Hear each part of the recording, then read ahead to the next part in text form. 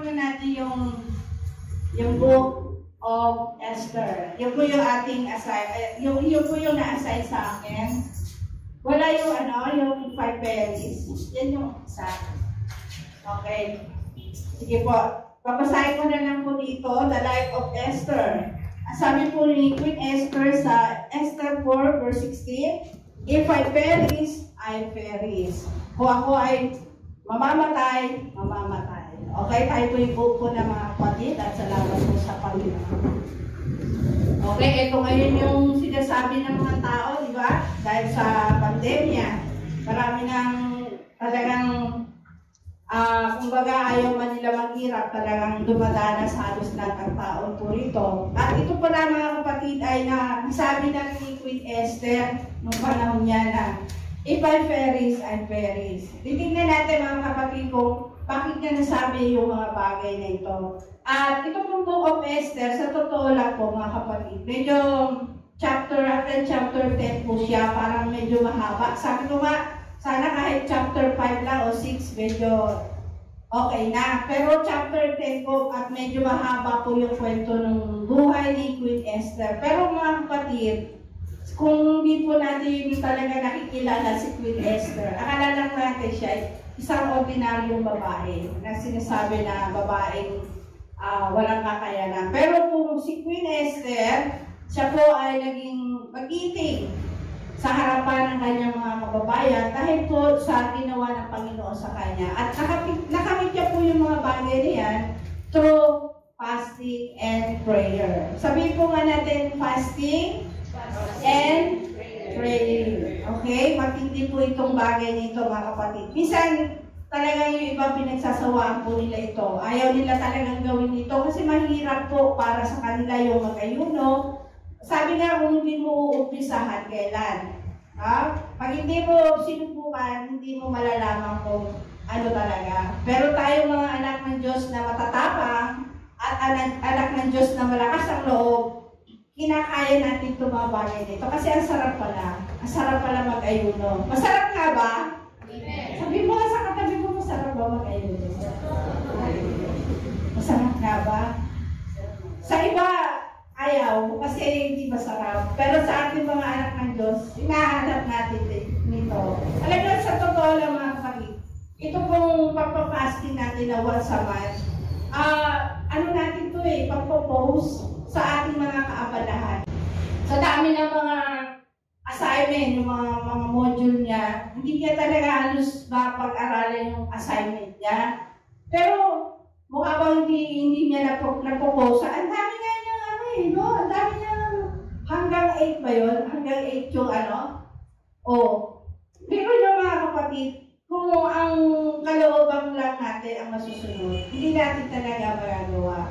Pero dahil yan ay inilagay na sa puso natin ni Lord na mag-ikot sa Kanya, nakagawa natin. Kasi itong topic po na binigay sa atin ni Lord, if I perish, I perish Ang hindi mga kapatid, kung mamatay, mamatay. Diba?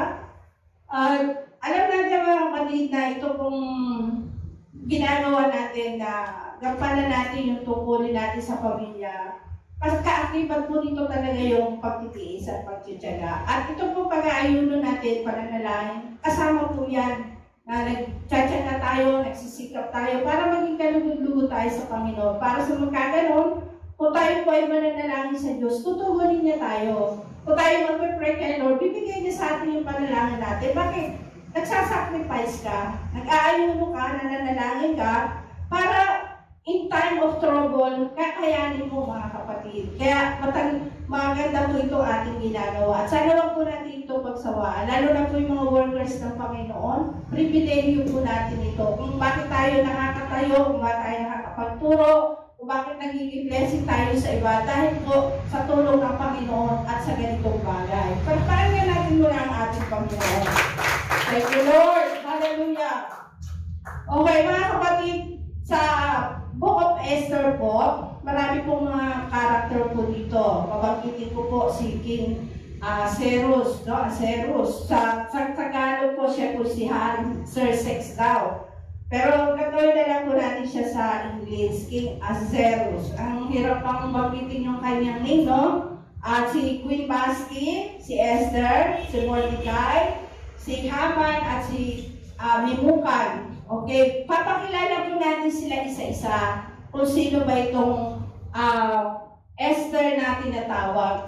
Okay, dati po, bago po siya tinawag na Queen Esther, hindi po Queen Esther talaga siya. Siya po ay Esther lang, si Esther. Na sa Hebrew word po, siya po ay Hadasa.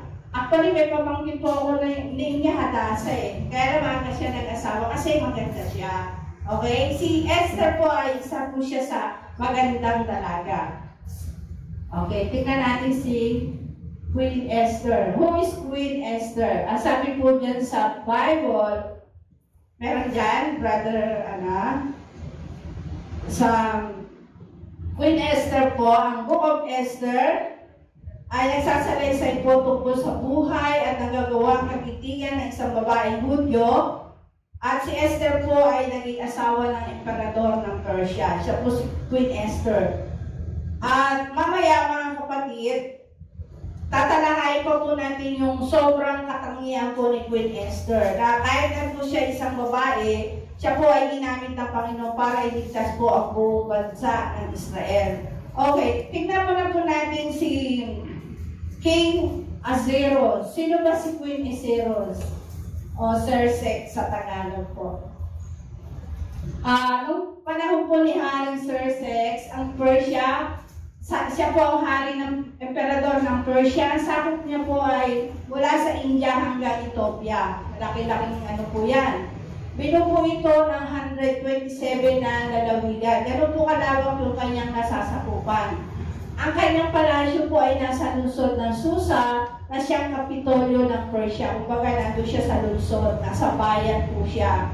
Dahil katong taon ng kanyang paghahari, siya ay naganda ng isang piging para sa kanyang mga pinuno, mga katulong, sa mga palasyo, mga kawal ng Persia at Media, at sa mga maharlika at gobernador ng bawat lalawigan. Ganun po kalawak ng kanyang nasasakupan. Ito po si King Ahasuerus, mga kapatid. Siya po talaga yung naging asawa ni Queen Esther. Pero bago po naging asawa ni King Ahasuerus si Esther, siya po ay may una asawa si Queen Vashti. Okay? Ito po si King Ahasuerus, mga kapatid. Talagang siya po ay sabi natin na mahusay na hari. Bakit? Marunong po siyang asikaso sa kanyang mga nasasakupan. Actually, ang kanyang lalawigan is 127 na lalawigan. Dahil po sa tagumpay na meron po si King Ahasuerus, siya po mga kapatid ay nagbigay ng malaking piging. Sobrang malaking piging po. At tumagal po ito ng 180 days. Imagine niyo yung mga kapatid, 180 days. Ganun siya kayaman para magpakain. Hindi lang basta mga taong pinakain niya, mga kapatid.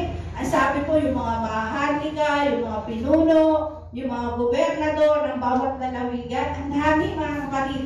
At bakit niya ginawa po yung 180 days na pagdiriwang para po ipaalam sa mga tao na siya po ay maramya. Siya po ay pinagpala sa kayamanan at ang kanyang pamumuhay ay talagang sabihin natin nakakainitan. Biro nyo mga kapatid, no? Kung i-imagine nyo po, 180 days. Sa panahon natin mga kapatid, maganda kang hala na isang araw, parang ang hirap na, di ba? At ang boga mo magiging handa kung ikaw ay ikakasalan, di ba? Isang ibubo, gano'n. Pero ito si King Ahasuerus, mga kapatid, paano wala sa kanya? Bakit? Yung mga kupita po ng kanyang mga anak, yari po sa ginto. Yung mga upuan niya po, galing sa ginto. Pero siya kayaman, mga kapatid. Kung tutuusin, meron pa rin isang mayaman sa Bible. Sino po yun? Si King Solomon, di ba? Kung maghanda rin po si King Solomon, grabe, mga kapatid. At bukod po doon, mga kapatid, hindi lang po yun ang ginawa ni King Ahasuerus. Siya po ay naghanda rin ng 7 araw pa. Para kanino? Para po doon sa mga tao sa Susa. Sa mga tao o mga kababayan niya. No? Yung kanyang mga pinagkakatiwala, pinaghanda niya po. Ganun po siya kabait na hari. Pero ganun pa ba mga kapatid? Pagdating po sa kayamanan ni King Ahasuerus, wala pong sabi natin na makakadaig pa rin. No? Dahil sobrang gago ng kanyang pamumuhay.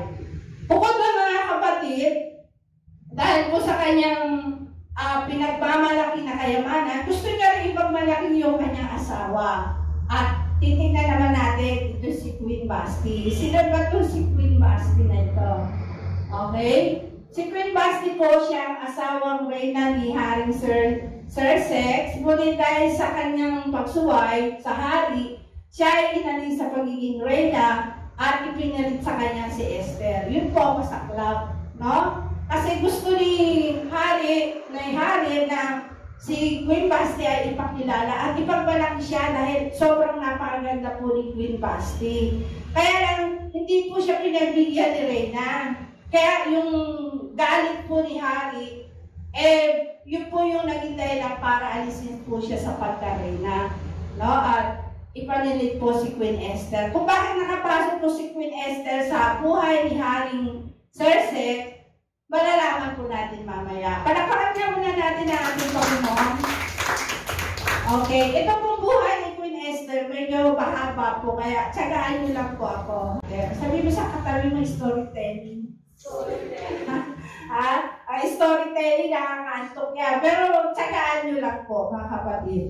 At nangyari po, mga kapatid, na dahil napahiya po yung hari, inalis niya si Queen Basti. Pinalitan niya po ito ng ibang reyna. At si Queen Esther hindi po basta-basta nakapasok sa palasyo. Meron po siyang pinagdaanan bago po siya naging reyna.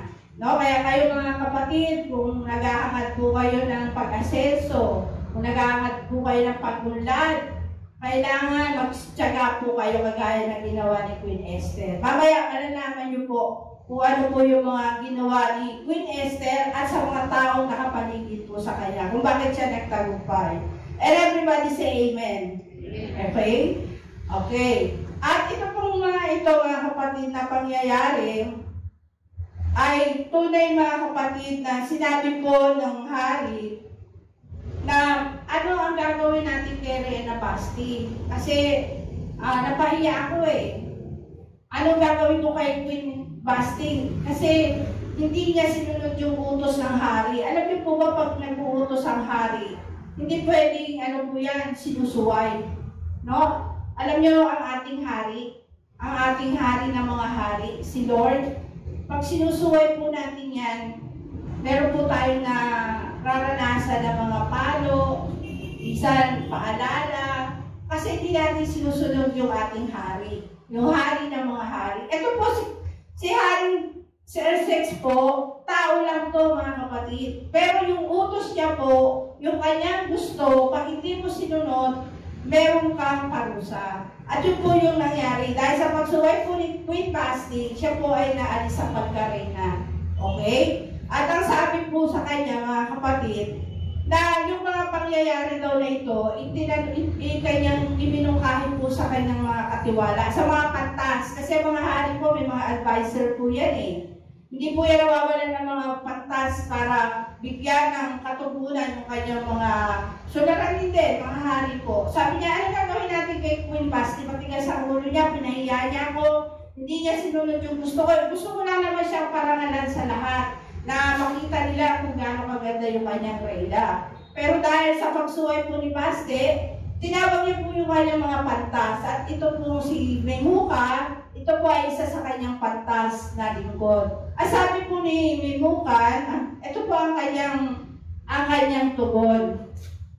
Dito po sa verse 16, si Reyna Basti ay nagkasala sa inyo, hindi lamang sa hari, kundi sa lahat ng mga pinuno at sa lahat ng nasasakupan ninyo. Okay? Hindi lang sa hari, kundi sa lahat daw ng nasasakupan. Nag-disobey si Reyna. Ang pangyayaring ito'y tiyak na malalaman ng lahat ng babae sa kaharian. Kung magkagayon sila ay may katwiran sa kanilang mga asawa na sumuway at idadahilan nila ang pagsuway ni Reyna Basti sa hari.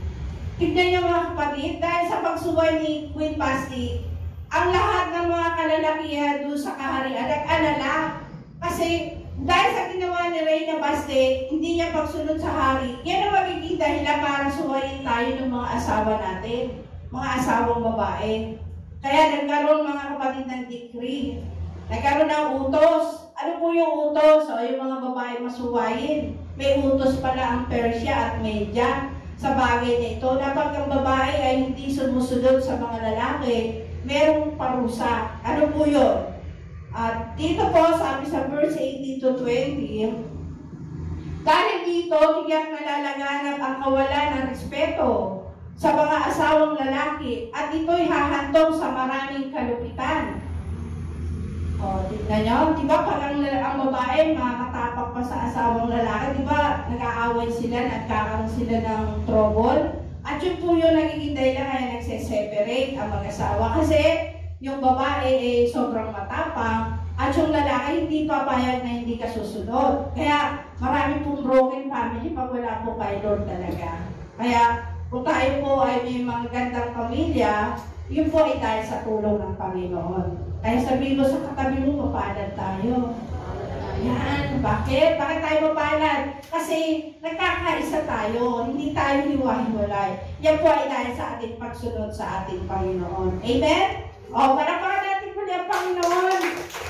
Naalala niyo yung teaching ni Bishop, there's a blessing in obedience. Pag sumusunod ka sa Lord, may blessing ka. Hindi ka makakaranas ng kalupitan. Ito po yung nangyari kay Baste. Yun ang naging cause ng kanyang pagsuway sa hari. Nawala siya sa pagiging reyna.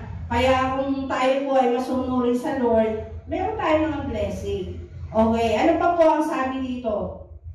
At yun pa yung naging decree para yung mga lalaki, huwag natin babaliwalain. Dapat i-respeto natin sila. Lalo na po yung mga lingkod ng Panginoon, no? Binigay yan sa atin ni Lord, na bagamat minsan ayaw natin yung mga sinasabi nila, tanggapin po natin kasi para sa atin naman po yun. At ito po mga lingkod ng Panginoon, ang Diyos po ang bahala dyan. Kung sila man po ay nagkukulang, ang Lord po ang magpapaalala. Pero tayo pong nasa under nila, tayong sumusunod, matuto po tayong sumunod. Amen. Okay. At ang sabi po sa verse 19, kaya kung inyong mararapatin po, magpalabas po kayo ng isang utos na maisasama sa kautusan. O, kautusan na po ng Persia yan at saka Media. Sa bisa ng utos na ito ay aalisin si Baste sa pagiging reyna at papalitan siya ng mabuting reyna. O, meron na pong decree, no? Kagaya po na nangyari kay Judas, kasala po siya sa Panginoon, pinalitan si Judas. Sino pumalit kay Judas? Sa palabunutan, si Batyas. Okay? At sabi dito, kaya kayo'y mahahayag sa buong kaharian, kaya maigagalang ng mga babae ang kanilang mga asawa, maging habang man o dakila. Basta't yan ang nais ng kanilang utos, mga kapatid. Okay? Alam niyo mga kapatid, sa totoo lang po, akala natin ang dapat igalang ng asawa yung may mga pera, no? Di ba yung sabi nga nung iba, kaya ako ginagalang ng mga pamilya ko kasi may pera ako. Paano pag walang pera yung lalaki, yung tatay? Hindi nire-respeto. Hindi po natin gagawin yun kasi yun po ay isa sa utos na ginawa po sa bansang Persia at Media. Okay. Ang sabi po sa susunod na verse, lumipas daw ang panahon, napawi daw po ang galit ng hari. Subalit patuloy pa rin naaalala ng hari si Baste. Siyempre nawala siya ng asawa eh. At naalala niya rin yung nilagdaan niyang utos na si Reyna. Siyempre separate na sila eh. Yun po yung kinakalungkot ng hari. Nawala yung kanyang better half. Tapos po, nag-utos siya na iaalis siya sa pagka-Reyna. Siyempre malungkot po siya. Kaya naman po mga kapatid, bilang tugon sa utos ng hari, nagpahanap po ang mga pantas ng magagandang dalaga.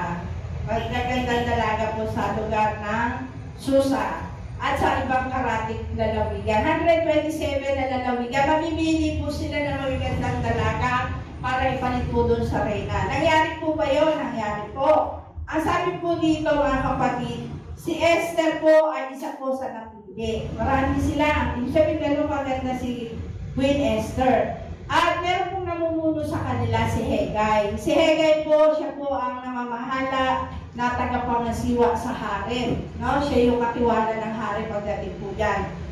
Tapos po, ito po si Haggai, nakagaanan niya po ng loob si Esther. No? Hindi pa siya reyna noon. Kumbaga, kilalain po ba natin si... Mamaya, maano na pa po natin kung paano po natin makikilala pa si Queen Esther. Kasi po si Haggai po, siya po yung siguro nang nilagis ng mabagay sa hari. Kasi siya po yung personal na nag-aasikaso sa mga pangangailangan ng hari, kagaya ng kanyang mapapangasawa.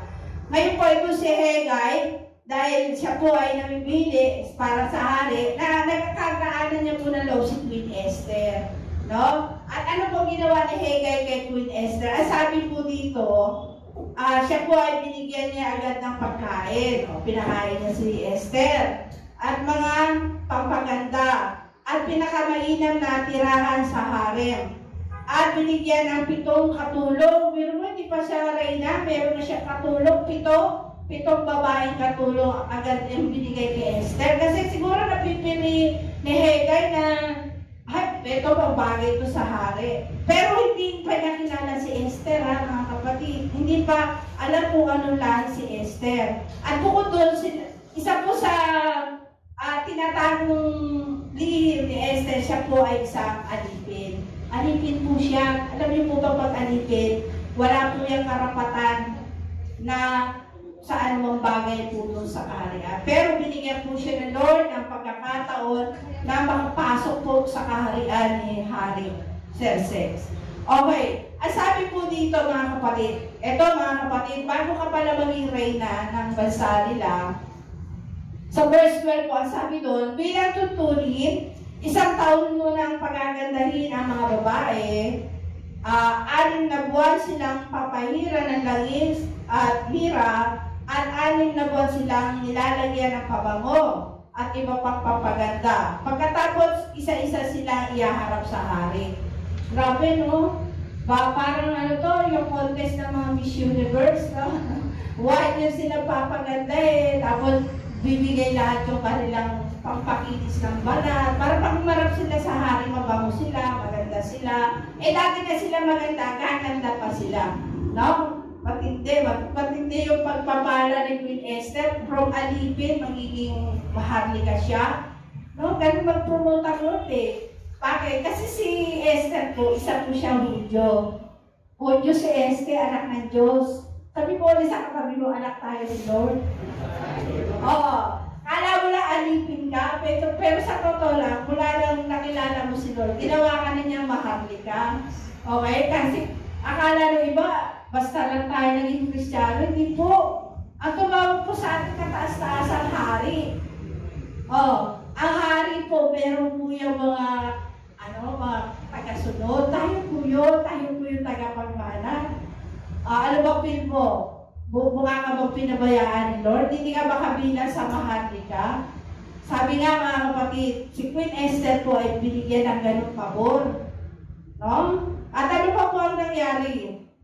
Na nakita siya ng hari. Dito po sa verse 17, sabi siyempre sa dami ng magaganda, mahihirapan yung hari pumili Di ba? Kahit nanonood ka tayo ng Miss Universe, di ba? Ilan yung contestant, minsan nasa 30.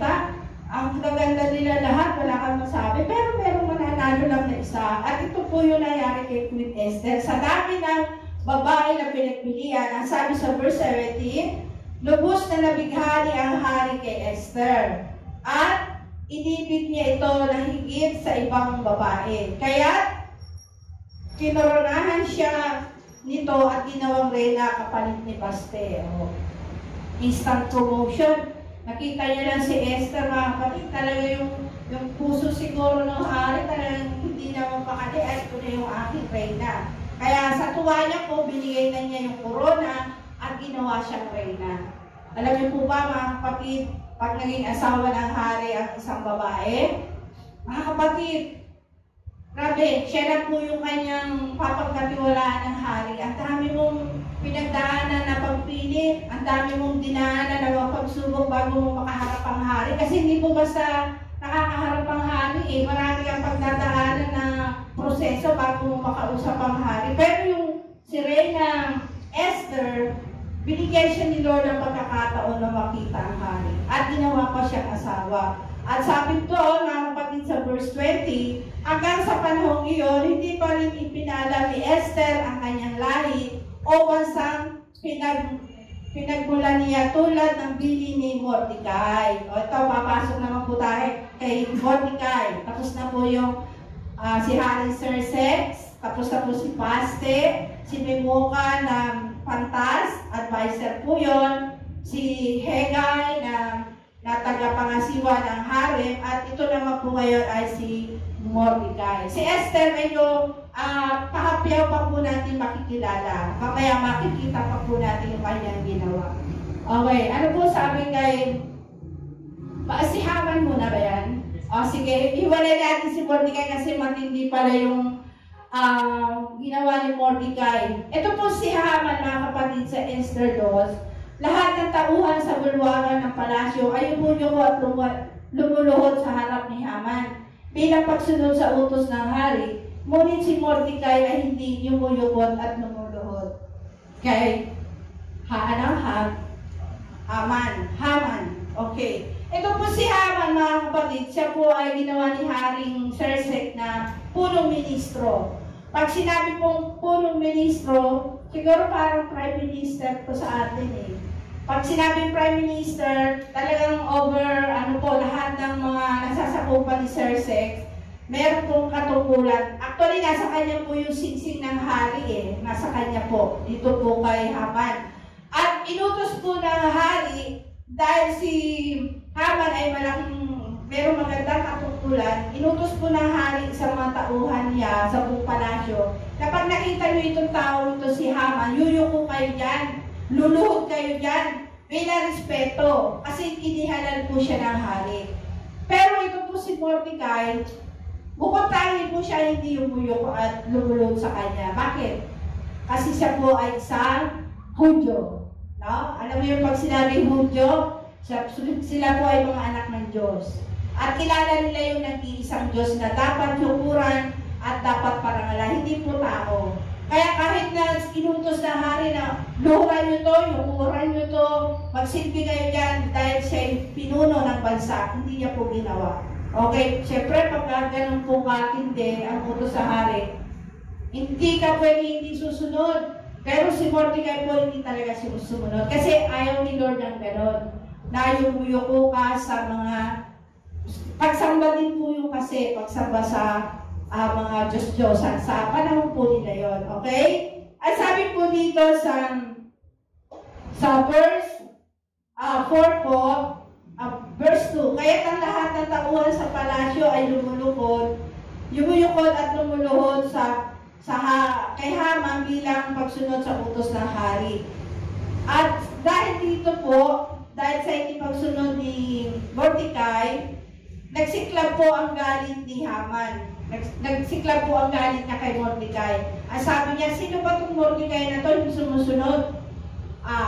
Nalaman niya po na ito yung isang Hudyo. Kaya sabi ni Mordecai, ay ni Haman, papapatay ko itong Mordecai na to. Papatay ko pati lahi niya. Grabe yung galit, mga kapatid. Kasi parang dinisrespect siya bilang leader. No? Kaya sabi niya, gagawa ko siya ng takdang araw para patayin ang lahi nila. Mula sa 127 na lalawigan, kukunin nila lahat ang mga Hudyo para patayin. Taktak po siya ng panahon. Ang sabi po sa Bible, ito po ay tinakda nila ng 12 buwan at 13 araw ng taon yun. Ibig sabihin kung isusuba natin, yung 12 months, December, di ba, sa atin. Yung days na 12 days, ibig sabihin sa 13 ng Disyembre, papatayin ng mga Hudyo. No? Natakot po ang mga buong Hudyo kasi dahil sa pagsuway ni Mordecai. Pero wala pong magawa si Mordecai kasi ayaw niya pong suwayin ng Panginoon. Ganun siya naninindigan, mga kapatid. Ganun yung faith ng mga Hudyo, pinaglalaban nila. Tayo po mga anak ng Diyos, pinaglalaban po ba natin yung ating faith? Sana. No? Kagaya ni Mordecai, bagamat alam niya papatayin po siya, nanindigan po siya kasi kilala niya si Lord eh. Kilala niya yung mga Hudyo po, kilala nila yung Diyos na kanilang sinasamba, na Diyos na makapangyarihan sa lahat. Okay, ano pa ang nangyari? Dahil pinalak ni Haman na paggawa siya ng bitayan. Sabi niya, dito ko bibitayin si Haman. Dito ko papatayin yung tao na ayaw bumalang sa akin. Nagplano lang po siya ng gano'n. Tapos, humingi po siya ng paitulot sa hari-hari. Tatakan mo itong utos. Nasa ganitong tao, papatayin ng mga Hudyo. At nagbigay pa po siya ng reward, mga kapatid. No? Basta patayin yung mga anak ng Diyos na yan. Yung mga Hudyo na yan. Bibigyan ko kayo ng 350,000 na pilak na salapi sa sino magpapatay sa mga lahing iyan. Pero mo, ganun sila kagalit sa lahi ng Hudyo. Kaya huwag na po kayo magtaka, no, mga kapatid, mga anak ng Diyos. Misa kahit wala kang ginagawa sa kanila, hindi sila natutuwa sa iyo. Kaya kami pag-uusig eh. Okay? Kaya kung inuusig ka, maging masaya ka kasi anak ka ng Diyos. Okay, ano pa po ang nangyari, mga kapatid? Sino daw itong si Mordecai, mga kapatid? Papakilala po natin siya. Okay, ito. Tapos na si Haman, no? Kaaway sila. Si Haman kaaway ng mga Hudyo sa madaling salita. Si Mordecai naman po, siya po ay isang Hudyo na nakatira sa Susa. Siya po ay si Mordecai na mula sa lipi ni Benjamin. No? Sa 12 tribes din po siya. Siya ay anak ni Jair at apo ni Semai na anak naman ni Kis. Si Mordecai ay may isang napakaganda at kabigha-bighaning pinsang dalaga na ulilang lubos at siya ang nagpalaki. Si Queen Esther po yung tinutukoy. Ang pangalan niya Esther, Hadasa sa Hebreo. Nang mamatay ang mga magulang ni Esther, inang po siya ni Mordecai at itunuring na parang anak. Okay? Si Mordecai po yung parang tumayong tatay ni Esther nung siya'y naulila. Kaya si Mordecai po, ganun po siya kaporsige na si Esther po, mga kapatid, ay nakapasok sa palasyo. Okay, may mga gagawin po sila dito, mga kapatid. Sumunod po na verse, mga kapatid, sa chapter 4 na po tayo. Okay. Sa Esther 4, chapter 4 po, ibig sabihin, na malaman ni Mordecai ang lahat na nangyari. Pinunit niya ang kanyang kasuotan. Nagsuot siya ng damit panluksa, naglagay ng abo sa ulo, naglibot sa buong Luzon at malakas na tumatagis. Ganyan po sila mag-ayuno noong araw. No? Yung pag namimigati po yung kanilang kalooban. Kasi papatayin sila eh. Papatayin yung lahi nila dahil sa hindi niya pagsunod. Kaya naman anong ginawa ni Mordecai, sabi doon, pinunit yung kanyang damit. Nagdamit sako po siya. Okay? At yung kanyang ulo po ay nilagyan na abo. No? May as sila sa ulo. At sumisigaw po at tumatagi siya na nililibot niya ang buong paligid. Grabe po yung pamimigati nila. At bukod doon, mga kapatid, ginawa din po yun ng mga karatig lalawigan ng mga Hudyo. Ginaya po nila si Mordecai bilang pagpapakita na sila po ay namimigati sa pangyayaring yun. Pag-aayuno rin po yung ginawa. Ang sabi dyan, tumatangis. Pag tumatangis po, umiyak sila sa Panginoon na humihingi sila ng habag sa Lord na spare yung buhay nila. Tayo po, mga kapatid, nag-aayuno po tayo, nananalangin tayo. Sa palagay niyo ba, mga kapatid, bakit ginagawa natin itong mga bagay na ito? Hindi lang para sa atin ito. Para po sa ating mga mananampalataya, sa ating mga anak ng Diyos. Alam mo, may isip ko, mamamatay ka na. Perish, if I perish, I perish. Yun na lang. Kagaya ni Queen Esther. Pinanghinaan po siya ng loob. Pero dahil mayroong isang Mordecai na malakas ang pananalig kay Lord, nagawa ni Queen Esther nung nais ng Panginoon. Ganun din po tayo, bakit tayo nag-aayuno, bakit sinasacrifice natin yung ating sarili para magbigay tayo ng advice sa mga nanghihina. Lalo na sa pamilya natin, lalo na kung ikaw yung head of the family. Pag mahina ka, ano i-advise mo sa mga anak mo? Nanghihina sila, nawawala sila ng lakas. Pero dahil nag-aayuno at nananalangin, ang kalakasan mo ay sa Panginoon. Amen? Maging tayo mismo. Pag tayo po ay nakakasakit, nahihina, sino tinatawagan natin? Yung doktor ba? Yung pera ba natin? Hindi. Si Lord, siya ang nagbibigay buhay sa ating lahat. Amen. Kaya kung iniisip natin na, nagugutom lang ako doon, nagsasayang lang ako ng oras, yung aking dapat gawin, dapat hindi mo na ito mag-ayuno, hindi mo na ito mag-fasting. Ako mga kapatid, nagkakamali po tayo. Kailangan natin unahin lagi si Lord para tayo po ay mabuhay at magkaroon ng buhay na kasiya-siya. Ganap. Amen? Okay, sabihin mo sa katabi mo ulit, pinagpala na tayo. Ayan. Tingnan niyo mga kapatid. Dahil po sa pag-sacrifice ni Mordecai, nag-ayuno po sila, nanalangin sila, at sumisigaw talaga sila na sinasabi niya, tumatangis sila, mamamatay na sila, at wala nang magliligtas sa kanila kundi ang Panginoon. Ano po ang sumunod na nangyari? Okay, sa verse 60 po yan, no? Ang sabi po dyan, nag-ayuno silang lahat ng mga anak ng Diyos, nag-ayuno. Sabi ito, mga Hudyo, sa lahat ng lalawigan, nag-ayuno. Hindi sinabi yung mga unbeliever, mga kapatid, Ang sabi ito yung mga Hudyo, yung mga anak ng Diyos, karapat dapat tayo mag-ayuno para sa iba. Tayo po yung inaatasan ng Panginoon. Sa verse 16, ang sabi po dito, dahil nakita po ni Queen Esther yung nangyayari kay Mordecai, bakit mo pinupunit yung damit mo? Bakit ka nagkaganyan? Ano nangyari sa'yo? Dahil tumapat po si Mordecai dun sa palasyo, dun sa pintuan ng palasyo, kaya nakita siya ni Queen Esther. Pinapunta niya po yung katiwala niya. Tanong mo nga kay Mordecai kung ano nangyayari sa kanya. At sinalaysay po dun sa katiwala na papatayin sila. May takdang panahon na papatayin ang lahat ng Hudyo.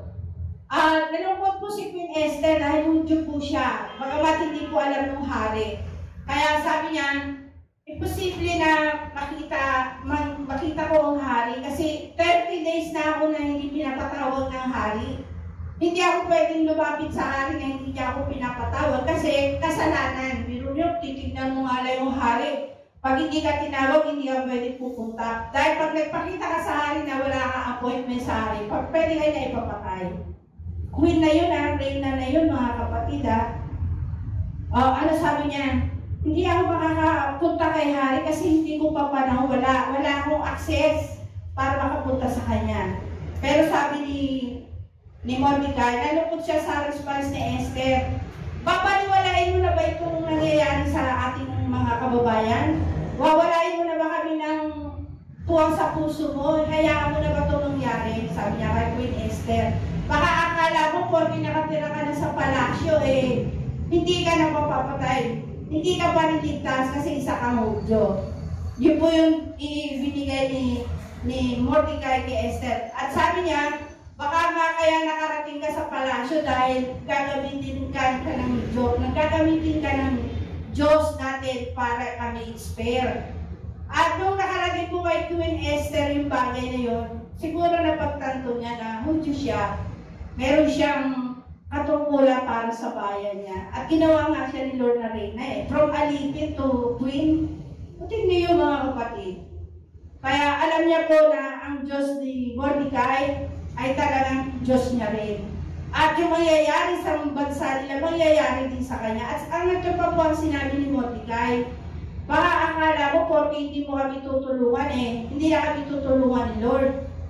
Kung di mo kami tutulungan, gagamit ang Diyos para may tumulong sa amin. At ikaw, na hindi gumawa ng paraan para kami tulungan, may mangyayari sa iyo, sabi ni Mordecai. Hindi mo masasabi, baka papamatay ka rin. Hindi ka makakaligtas dahil wala kang ginawa. Take note mga kapatid meron pala tayong tungkulin na gagawin. Hindi lang tayo ganito. Hindi lang tayo nag-aayuno. Mananalangin tayo sa mga may sakit. Pupuntahan natin yung mga nangangailangan. Pag-pray natin, kakounsel natin. Ito po ating ginagawa. Pagpapatibay po ito sa spiritual natin. Kasi marami po mga Kristiyano ngayon ang nanghihina. Sa pamilya na lang po Pag wala pong malakas ang faith dyan, ang pamilya, matidepress po. Si Elijah nga, mga kapatid, dumating yung depression Ano yung naging pag-depress sa kanya? Yung sabi mamamatay siya. Sa palagay niyo ba itong nangyayari sa atin, hindi lang po sa finances to, mga kapatid, buhay po ito. matindi ang pandinig ng Lord sa mga anak niya nag-aayuno at lalaki. Kaya iiyak po natin yan, yung mga kapatid po natin may mga sakit, mga anak natin. I-pray natin kay Lord, wala po imposible. Bigyan po natin ng pagkakataon ito na ginagawa natin para mas effective po. Mas effective po ang prayer natin pag nag-aayuno po. Amen po ba yun, mga anak ng Diyos? Amen. Okay, gagawin po natin yan sa tulong ng Panginoon. Ito po yung pinili ni Queen Esther. Tipunin mo ang lahat ng mga Hudyo dito sa Susa at ipag-ayunon niyo ako. Huwag kayo kakain na uiinom sa loob ng 3 araw at 3 gabi. 3 days and 3 nights, mga kapatid, no water, no food. Mag-ayuno rin kami sa aking mga katulong na babae. Pagkatapos, pupunta ako sa hari, sa labak na sa batas, at doon dapat ako mamatay, ako nga ay mamamatay. Sa English po, if I perish, I perish. Kasi hindi po siya naka-appointment sa hari para makipagkita. Pero dahil sabi po ni Esther, mag-ayuno tayo, mag-fasting tayo, at gagawa ang Lord ng himala sa bagay na yan. Nangyari naman po yan, mga kapatid. Ano ba nangyari dito sa chapter 5 na po tayo? Okay, sabi po dyan, lumipas ang 3 araw mula na mag-usap si Esther at si Mordecai. Ibigay ko sa yung fasting nila ng 3 days and 3 nights. Si Queen Esther po ay nagsuot ng kanyang ring ng kasuotan, no? At siya po ay tumayo sa bulwagan ng palasyo sa tapat ng tirahan ng hari. Pagkatapos po nilang nag-ayuno, kumilos na po si Queen Esther. Nagsuot po siya ng reyna na damit, tapos nagpa-attract siya sa hari. Para tawagin siya, siyempre. Nakalimutan na siya ng hari sa dami ng inaasikaso, di ba?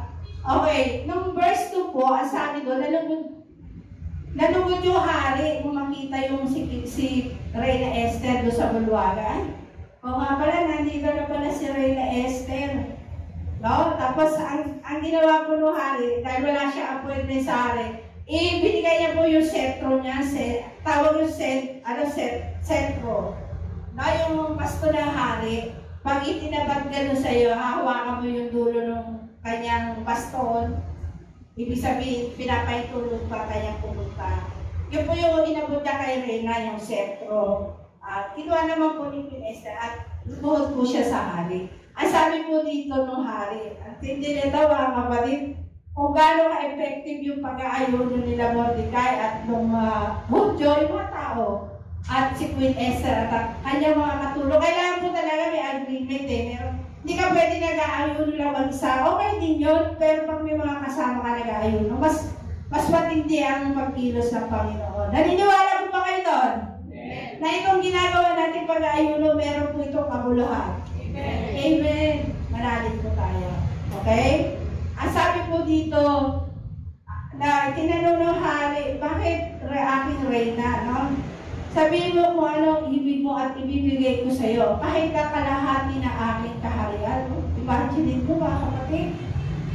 Yung hari, mga kapatid, ibibigay kay Reyna Esther yung kalahati ng kanyang kaharian. Para malaman lang kung ano gusto ni Queen Esther. Ano naman po ang sabi ni Queen Esther? Kung mamarapatin niyo, mahal na hari, dumalo kayo at si Haman ngayon sa piging na kanya ipaghahanda. No? Nag-prepare po ng piging si Queen Esther. Actually, wala pa yun eh. Pinaplano pa lang niya eh. At doon niya ba sasabihin ang kanyang kahiligan. Punta na po tayo sa chapter 6 na. Okay. Nang gabi niyo, hindi makatulog si Haring Cersei. Siguro na-excite siya kasi may handaan si Queen Esther para sa kanya eh. At the same time, sasabihin yung gusto ni Reyna Esther. Pero sige, sabihin mo gusto mo, bigay ko sa iyo kalahati ng kaharian ko. Ano ba yung gusto mo yan? Ibigay ko yan. Na-excited si Hari, ay hindi niya nakatulog. No? Dahil hindi siya nakatulog, pinakuha niya ngayon yung aklat ng mahalagang pangyayari sa kaharian. At binasa at nakinig. Pinabasa niya doon sa mga pantas. Ano ba nangyari dyan sa kaharian ko nung hindi ako makatulog eh. Basahan mo nga ako. O yan, binasahan po siya. Ano po yung natuklasan niya? Doon sa verse 2 po, sabi doon, nabasa ang bahagi ng kasaysayan tungkol sa pagtuklas ni Mordecai sa masamang balak ng mga eunuch na si Bigtan at Teres na patayin ang Haring Xerxes. O yan, nalaman niya, ako, meron parang gusto pumatay sa akin noon at si Mordecai pala yung ginamit. Biro ko mga kapatid, hindi alam ng hari. O ano sabi niya sa verse 3? Dahil dito, itinanong na hari, anong katipala o pagpaparangal ang ginawa kay Mordecai dahil sa kabutihan ginawa niya sa akin. Sumagot ang tagapaglikod, wala po. Pero ano nangyari kay Mordecai? Kumbaga pinalagay niya ang buhay ko, iniligtas niya ako. Anong binigay kong parangal sa kanya? Sabi ng tagapamahala, wala po. Ito na matindi mga kapatid. Sa verse 6. Verse 6 meron ba? Ito. Si Haman, nagmumuni-muni rin paano papatay si Mordecai, papabitay niya. Gumawa kasi siya ng bitayan nangyari mga kapatid, nalaman ni Haring Xerxes na si Mordecai ang nagligtas sa kanya sa mga eunuch na pumapatay sa kanya. Yun ang pinagbabalakan gawin ni Haman, si Mordecai patayin. Ito, lumapit si Haman, tanong sa kanya ng hari, anong dapat gawin sa sino mang ibig parangalan ng hari? Akala ni Haman siya ang tinutukoy ng hari. Halaya, naku, pinurumutan ko ng hari, di syempre, bibigyan niya ako ng parangal. Ano sumunod? Na pangyayari mga kapatid. Sa verse 7, kaya sinabi niya, ganito po, ano sabi ni Haman, mahal na hari, ito po gagawin nyo doon sa paparangalan nyo, kukunin yung kabayo nyo, sosuotan nyo siya ng damit nyo, yung robe na hari, tapos ibibigay nyo sa kanya yung ang sabi dito, buong lungsod, isisigaw, ito ang ginawa ng hari. Yung kanyang kabayo, mga kapatid, papasakayin yung tao na ito. Nung sinabi ni Haman yung ganung bagay, papasakayin sa kanyang kabayo, bibigyan ng robe, bibigyan ng parangal, at inilibot sa buong kaharian, at sasabihin, ito ay pinaparangalan ng hari. Sabi niya, gawin mo yan. Akala niya sa kanya mga kapatid, kay Haman. Sabi niya, gawin mo yan sa tao na ligtas sa akin, kay Mordecai. Mga kapatid, na hindi niya kapagsalita si Haman kasi kaya siya pumunta sa hari noong umagang yun. Dahil ihinilingin niya sa hari na ibitayin si Mordecai noong umagang yun. Pero dahil nakita siya ng hari na papasok, siya yung inutusan na bigyan parangal si Mordecai. Ano po ang nangyari kay Haman? Napahiya po siya.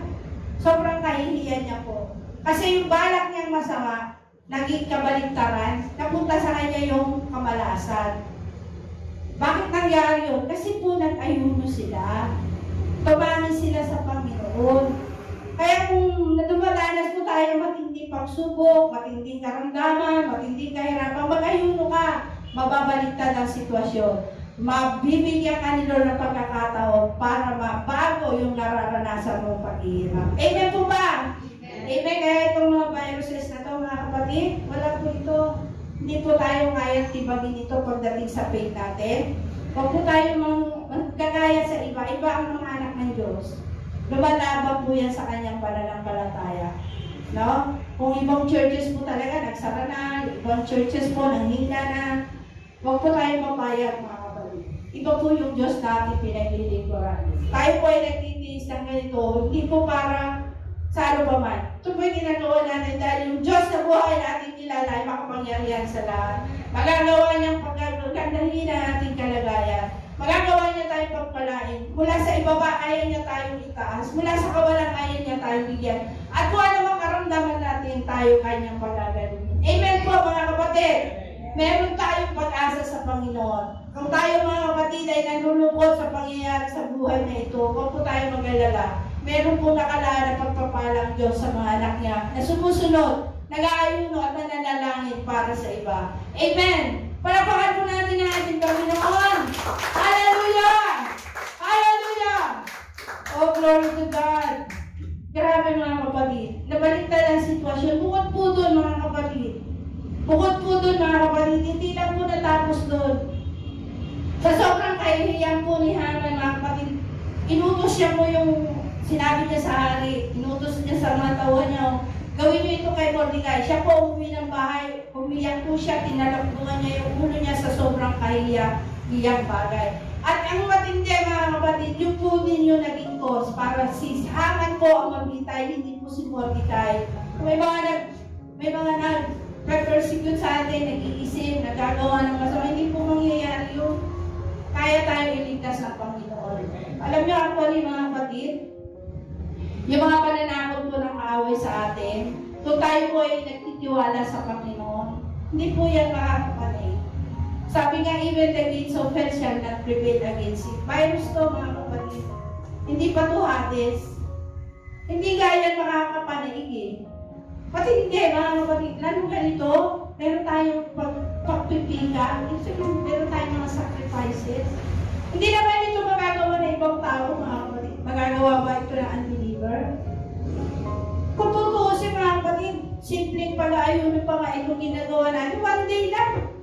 Eh June, 3 days and 3 nights, walang inom, walang kain, walang tubig. Nakayanan nila mga. At bukod doon mga kapatid, pag nag-aayuno ng mga anak ng Diyos, pati hayo, nag-aayuno kasi hindi sila kumikilos, nagpe-pray lang talaga sila. Naglalagay sila ng abo sa ulo, yung kanilang damit, pinapalitan nila ng saklog mga kapatid. Hindi po sila nagbibigay ng panahon para magpagago. Sila po talaga nagpe-pray. Talagang tumatagin sila sa pag. Kaya naman ang pagtungo ng Diyos, grabe mga kapatid. Hanggang ngayon, ang dami pong gustong lumusog sa Israel, ang dami pong nagpapadala ng missile. Hindi po nakakapasok basta sa bansa nila yung mga missile na yan eh. Yung mga gawa ng mga Syria doon sa paligid nila, yung mga Iraq na yan, nilulusog nila ang Israel, hindi sila makapasok eh. Eh kasi mga anak ng Diyos yan. Tignan nyo kung sino nagpatotoo nun, mga kapatid. Ang sabi po dito, mga kapatid, nung asawa ni Haman, si Ceres, ang sabi niya kung si Mordecai ay Hudyo, ang Diyos niya ay siyang magtatanggol sa kanya. Wala kang magagawa. Sabi niya kay Haman, hindi mo siya pwedeng daigin, bagkos ikaw ang dadaigin niya. Kilala nila mga kapatid ang mga Diyos ng Hudyo eh. Kilala nila yung mga anak ng Diyos eh. Kaya takot sila. Sabi niya yung mga binabalak mo kay Mordecai, walang mangyayari dyan, sa'yo lahat babalik yan. Ganun siya pinagtatanggol ng Panginoon. At nangyari po, yung pagbitay kay Haman, yung pagbitay kay Mordecai, napunta kay Haman, yung parangal kay Haman, napunta kay Mordecai.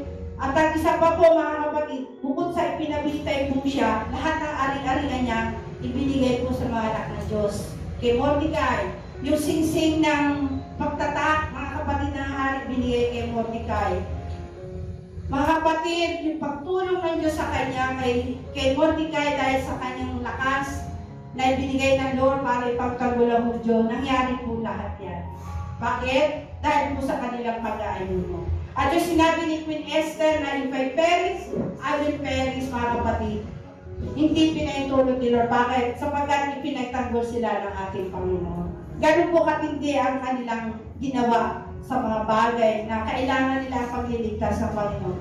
Through fasting and prayer, mga imposibleng bagay pwede po mangyari. Amen. Sa palakpak pong mali sa ating Panginoon. Thank you, Lord. Okay, at ang mga bagay pa po nito, mga kapatid, ay naitala daw po sa aklat ng kasaysayan. Okay, dito na po tayo sa verse 10 na po tayo, chapter 10 na tayo. Yung conclusion natin. Okay. Sige. Ito na po sa last na po ito. Si Mordecai na isang Hudyo ay naging kanang kamay ni Haring Xerxes. Siya ay mahal na mahal at iginagalang ng mga kapwa niya Hudyo sapagkat ginawa niya lahat para sa kapakanan at kabutihan nila. Meron po kasing magandang loob si Mordecai. Bukod po sa matibay ang kanyang faith sa Panginoon, meron po siyang magandang loob. Ano po yun? Minamahal niya ang kanyang kababayan. Kaya naman po, ginagalang siya at minamahal din siya ng mga tao. Yung kanyang kabutihan, mga kapatid, ay umani po siya ng pagpapahal.